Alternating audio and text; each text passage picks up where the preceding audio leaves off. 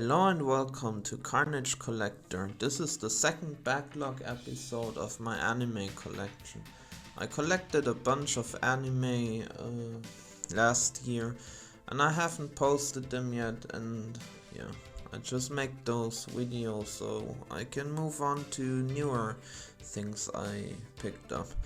So let's start with Gyo, or Tokyo Fish Attack. The cover of this DVD looks a bit cheap. It looks kinda like a B-horror movie. I think it's an awful cover for this anime, but here we are. This anime was made in 2012 by Ufotable. It is based on the manga by Junji Ito. A devastating, disgusting death stench is spreading across Japan, creating deadly mutant fish as it covers the land. The country is being invaded by ferocious fish with sharp metal legs, hell-bent on death and destruction. Amidst the carnage, Kaori embarks on a desperate quest to find her missing boyfriend before he is lost to the mayhem that is sweeping the land.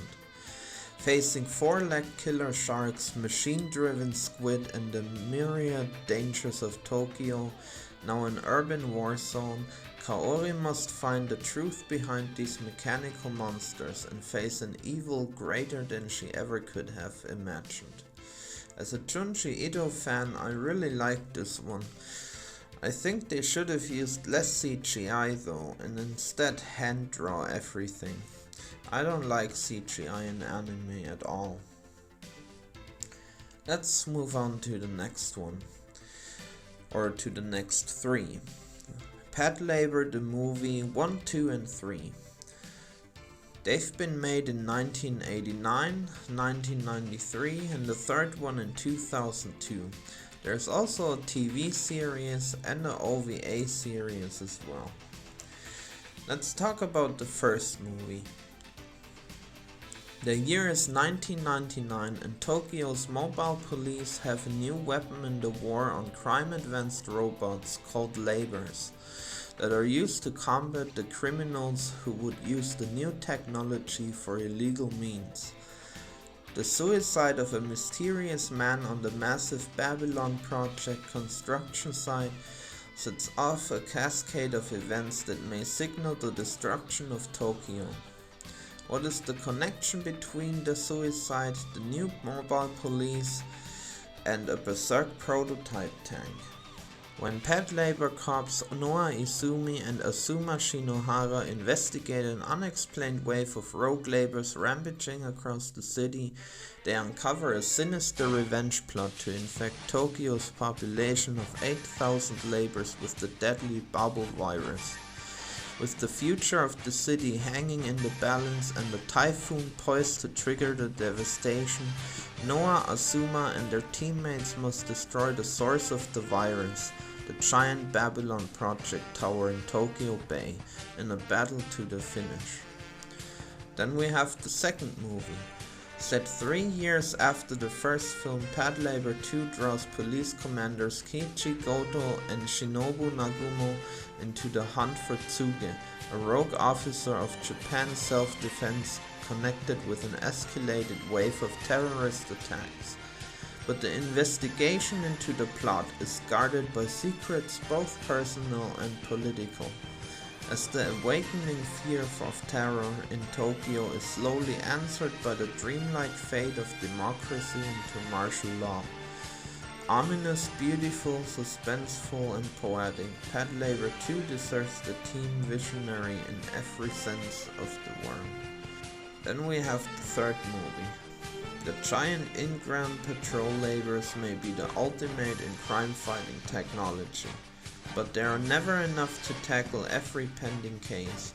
So when a mysterious series of deadly attacks targets labor operators across Tokyo's harbor region, the job goes to conventional detectives Hada and Kusumi.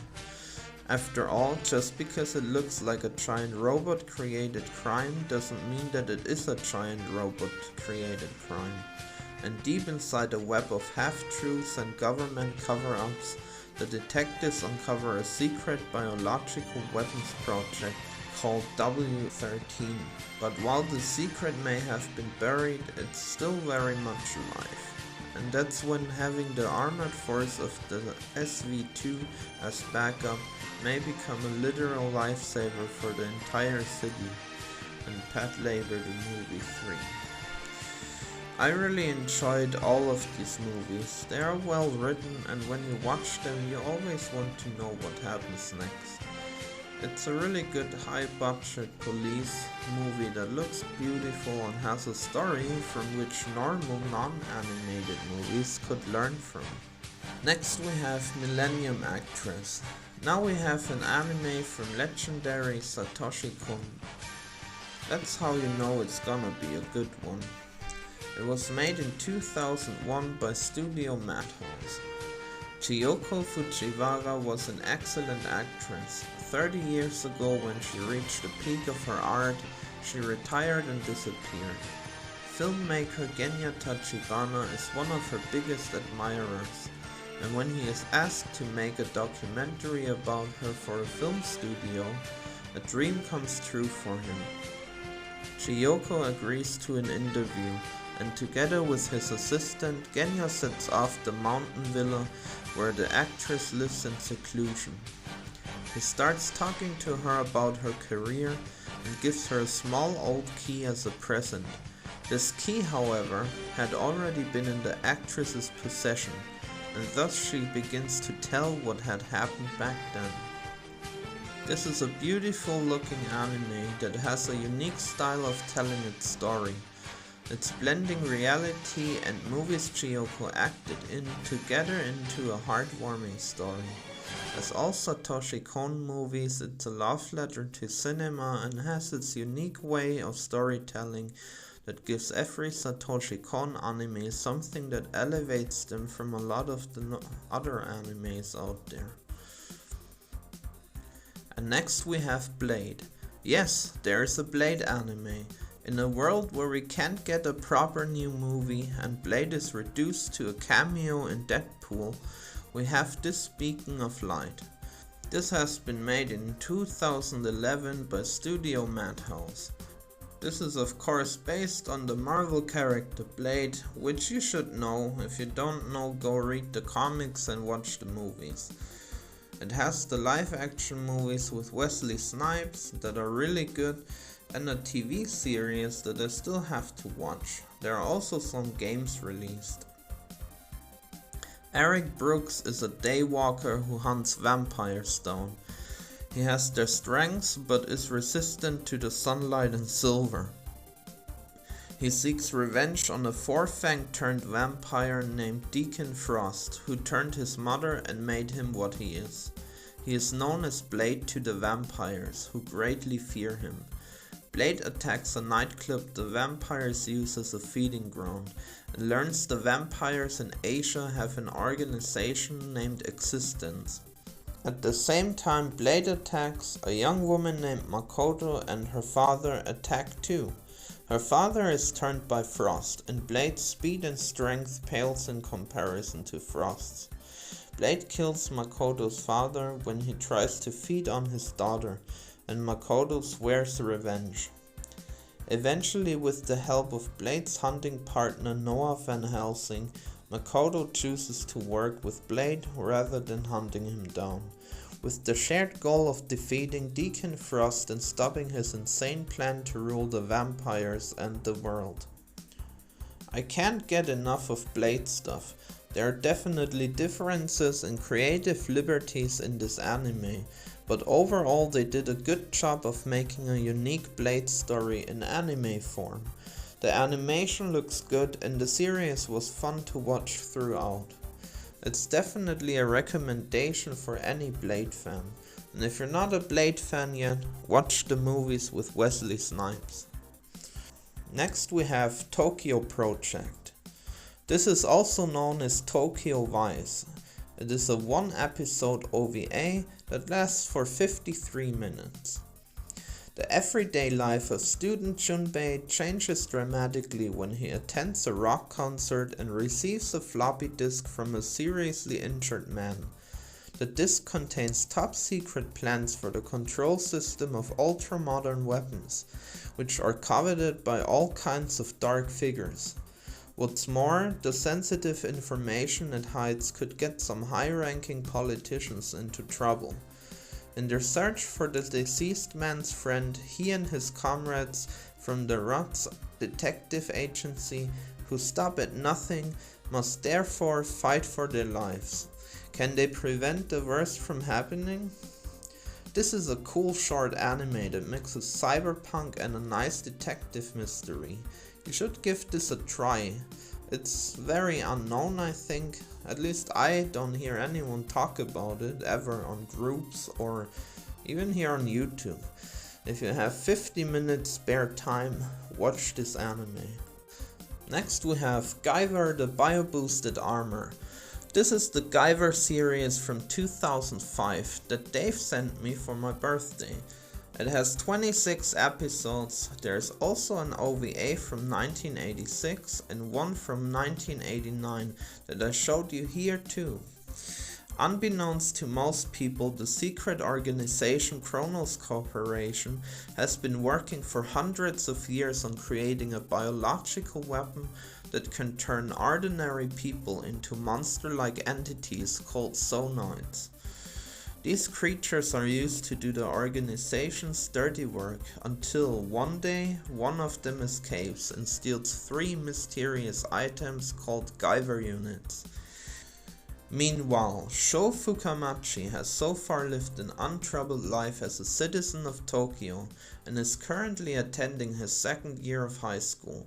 Tetsuro Segawa is his best friend and the older brother of Sho's crush Mitsuki. But Sho's normal life is thrown into disarray when one day he and Tetsuro come across one of the 3 missing Guyver units. When Sho activates the unit out of sheer curiosity, the latter fuses with him, eventually turning the boy into a living weapon, Guyver 1. Kronos, who want the Guyver units back, sent various Zonoids after the poor high school student. Sho must now fight for his life, at the same time protect his loved ones. But he is not to remain alone in this fight, and in time he learns more about Kronos, the Guyver units and also his own species. As all the Guyver things, this is a cool anime that you have to watch. Just like all Guyver.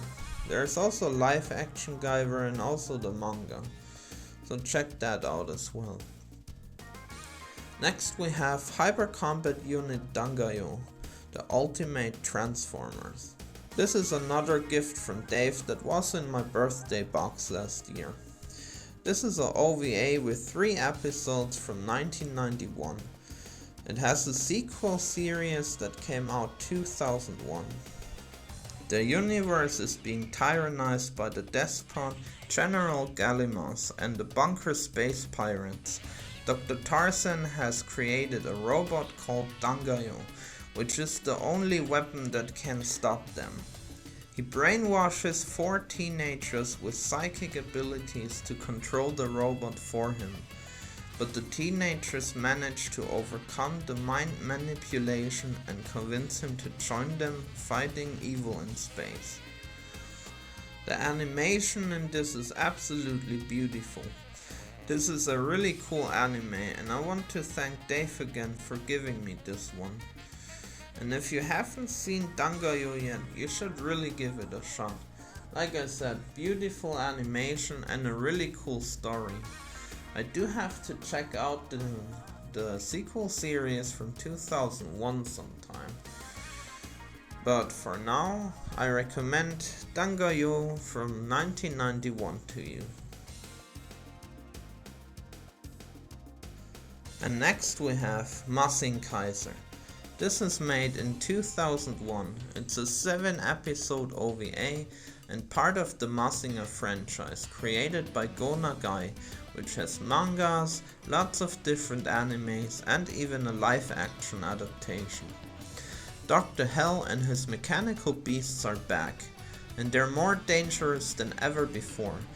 Kochi Kabuto and Tetsuya Tsurugi fight a fierce battle against these hellish machines, which are under the command of Baron Ashura. Unfortunately, they are defeated, with Kochi's Mazinger Z being captured and Tetsuya's Great Mazinger seriously damaged by the enemy. The devious Dr. Hell quickly converts the captured robot into a Ashura Mazinger and uses it to attack the Photo Power Lab. At the same time, Kochi is missing in action, which leaves Tetsuya to defend the lab in the damaged Great Mazinger. But the forces of Dr. Hell are too strong even for a brave pilot such as Tetsuya, and all seems to be lost. The battle seems to be drawing to a close until an overpowering blast fired by an unknown robot destroys the entire Mechanical Beasts army. Could this mysterious robot be the legendary Mazing Kaiser, and who's piloting it?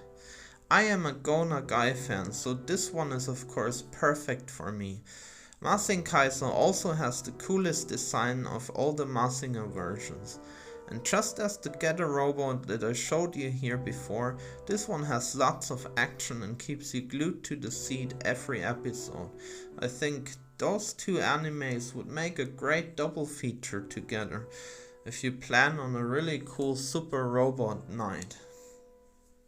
Next we have Generator Gall. This is a TV series from 1998, based on the manga from Jun Sasamiyuki. The year is 2007. Professor Takuma Nekasa has discovered a breakthrough in his genetic research that can unlock the human body's greatest mysteries. With this new discovery, it has been made possible to develop artificial mechanical life known as generators.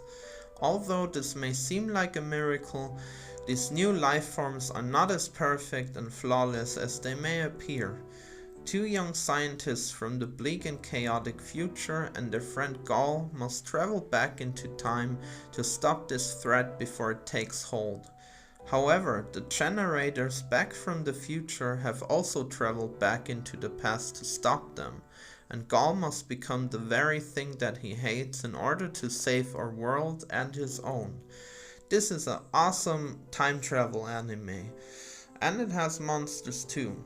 The art style is very nice as well, and I thought the trailer was so cool that I sent Dave the anime for his birthday as well. I haven't seen it back then, but now I did, and I was not disappointed. I can recommend this anime to everyone who likes monsters and cool fights. Next we have Hakaba Kitaro from 2008. It is an adaptation of Shigeru Mitsuki's manga of the same name that later became Gegege no Kitaro. Young Kitaro is a lone survivor of a once powerful race of monsters. Our story begins in 1960 with his birth in the middle of a cemetery. We trace his origins through Mitsuki, who is investigating the strange transformation of a hospital patient into a zombie. During his research, he stumbles upon a dilapidated house where he encounters a terrifying couple who claims to be the last remaining ghosts. The two attribute their tragic fate to humanity's selfishness, which drove them to constantly hide until only graves remained, hence their designation as ghosts. Terminally ill and unable to seek hospital treatment, they beg Mitsuki to keep quiet and not betray them. Terrified, Mitsuki flees, but when curiosity draws him back a few days later, he discovers the couple's bodies and buries them. A blood-curdling scream heralds the birth of Kitaro, who shortly afterwards rises from the freshly dug grave. I absolutely loved this anime. To my understanding, this is based on the first Kitaro manga, also called Hakaba Kitaro, which was darker than the later Gegege no Kitaro manga and anime adaptations that came from them. And this anime is indeed darker than any other Gegege no Kitaro anime. I loved it, and you should keep an eye out for this one. This is an Australian release of the series. I know there's a German one coming out as well, but the company that puts out, the German one is putting it out on 2 volumes to milk their customers so they can go fuck themselves, and I picked up the Australian release, which has the entire series on it. Next we have Dragon Half. This is a 2-episode comedy OVA from 1993. It is based on the manga by Fujimi Shobu. Mink's mother is a dragon and her father a knight. Not a common combination, and definitely not a safe one in a world full of dragon slayers.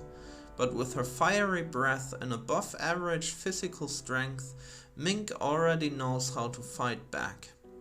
At the moment, however, she only has Dick Saucer, yeah, that's his name, on her mind. The man who sings like an angel and fights like a devil. Her parents don't want Mink at his concert cause he slays dragons for a living as well. But the young lady sets out on her own and the road is paved with comedy and absurdity. I enjoyed it and it gave me a couple of good laughs. It's not long, so you can squeeze that one in whenever you have 50 minutes of free time. Just as Tokyo Project. So maybe you can make it a double feature and have a good evening. So, this was the 2nd episode of the Backlog. There's more to come, but I show you that next time. Thanks for watching and bye.